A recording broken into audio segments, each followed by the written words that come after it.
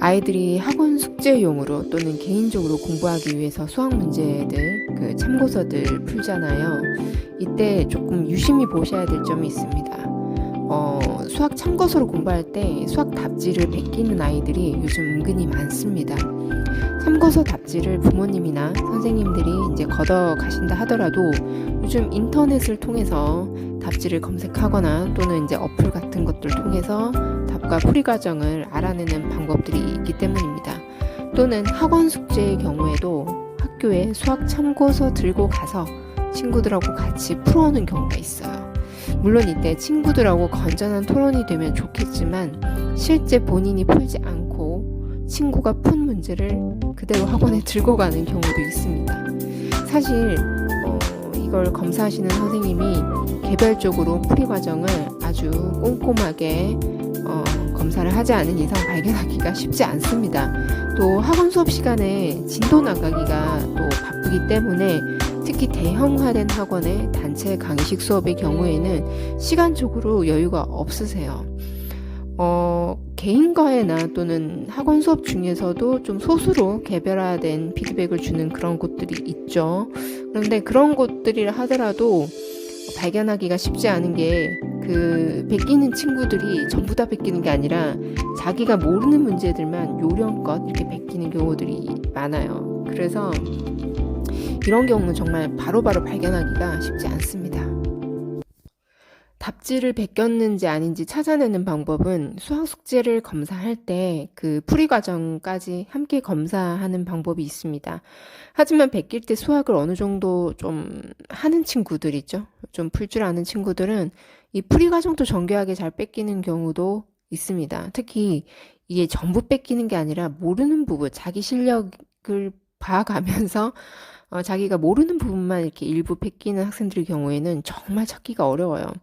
그래서 가장 확실한 방법은 앞에서 말씀드린 수학 숙제 할 때마다 풀이 과정 검사하고 또 정기적으로 예를 들면 매 단원을 마칠 때 또는 주 1회 정도 그때 공부한 것을 바로바로 테스트하는 겁니다.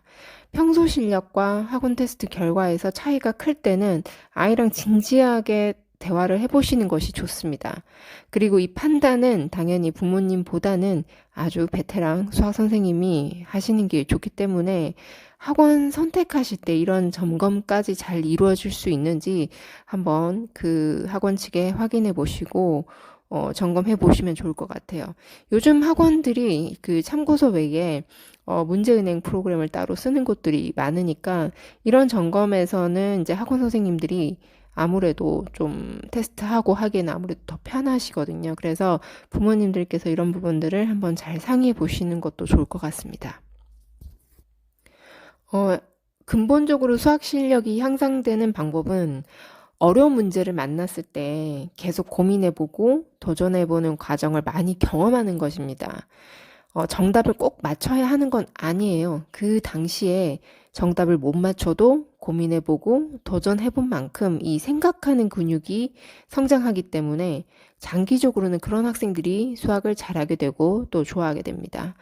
이 과정에서 처음에는 힘들지만 포기하지 않고 계속 해결해 보려고 시도하는 과정에서 이 사고력이 성장하기 때문입니다. 고등학교 진학 이후에 내신 또는 수능에서 좋은 등급을 받아야 하는데 이런 어려운 문제들을 얼마나 많이 도전하고 경험해 보았는지에 따라서 사실 그 결과가 달라지더라고요. 혹시라도 이 영상을 보고 있는 학생들 중에서 답지를 베껴본 경험이 있거나 혹시 그런 유혹을 느낀 적이 있는 친구들이라면 이제 이 부분을 좀 잘 고민해 봤으면 좋겠습니다. 그리고 부모님들이라면 만약 자녀가 답지를 베낀 것을 알게 되었을 경우에 어떻게 해야 될지 고민이 되실 거예요. 일단 학생이 자기 실력과 노력을 속인 거잖아요. 그러니까 거짓말 한 것이기 때문에 당연히 단호하게 훈육을 하셔야 됩니다. 또 발각될 경우 어떻게 벌을 줄 것인지, 앞으로 똑같은 잘못을 할 경우에 어떻게 할 건지도 아이랑 정하셔서 일관성 있게 이게 좀 하지 못하도록 이렇게 좀 단속을 하셔야 됩니다. 그리고 당연히 풀이 과정이나 이런 부분들 계속 검사하시는 선생님이 점검을 또 꼼꼼하게 하셔야 되고요. 하지만 그 한편으로는 왜 그런 행동을 하게 되었는지 아이 입장에서 한번 생각해 볼 필요도 있는데요.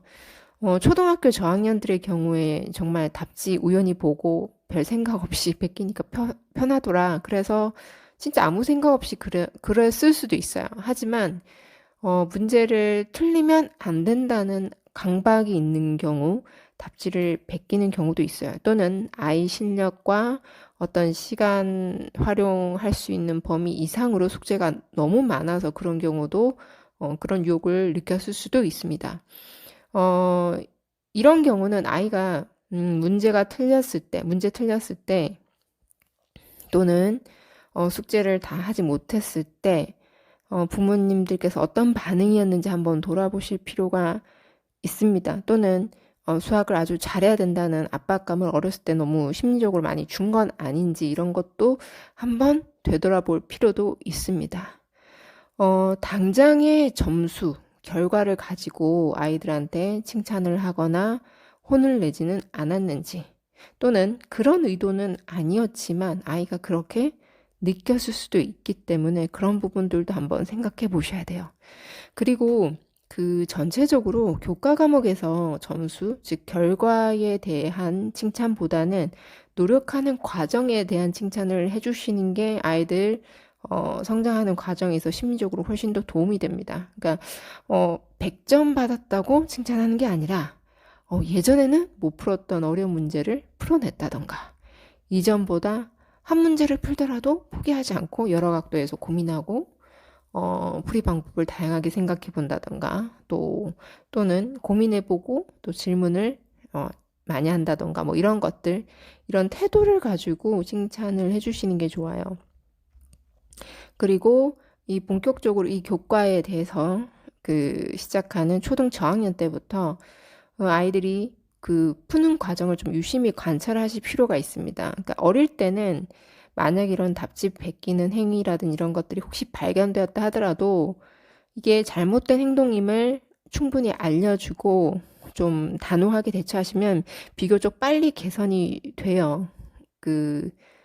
그런데 답지를 베껴온 세월이 초등 저학년 때부터 예를 들면 이제 고학년, 심지어 중학교 때까지 이어졌고 이게 부모님이나 선생님을 속여온 세월이 좀 많이 쌓여 있었다 하면 이 속였던 그 성공 경험과 습관 때문에 사실 이런 경우에는 고치는 것이 쉽지 않습니다.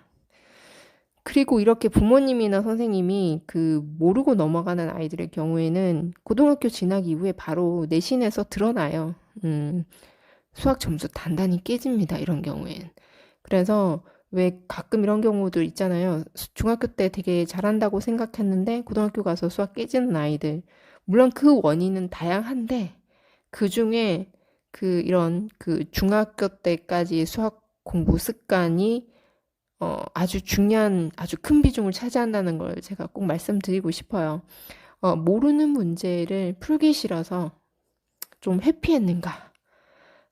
답지를 베끼든 안 풀든 일단 피해 갔는가? 아니면 부딪혀서 고민을 했냐? 이 경험이 고등학교 진학 이후에 엄청난 성적 차를 벌리게 됩니다. 그래서 그 수학을 처음 접할 때 그 시점에 특히 초등학교 때 공부하는 태도, 문제를 접하는 습관 이런 것들이 굉장히 중요해요. 그래서 요 시기에는 너무 주변 아이들과 비교해서 우리 아이가 느린 게 아닐까, 저 집 아이는 선행을 어디까지 나갔던데 이런 거 신경 쓰시기보다는 아이가 공부를 할 때 기본적인 습관이나 태도를 잘 잡아 나가고 있는지 그런 것부터 먼저 신경을 쓰셔야 돼요.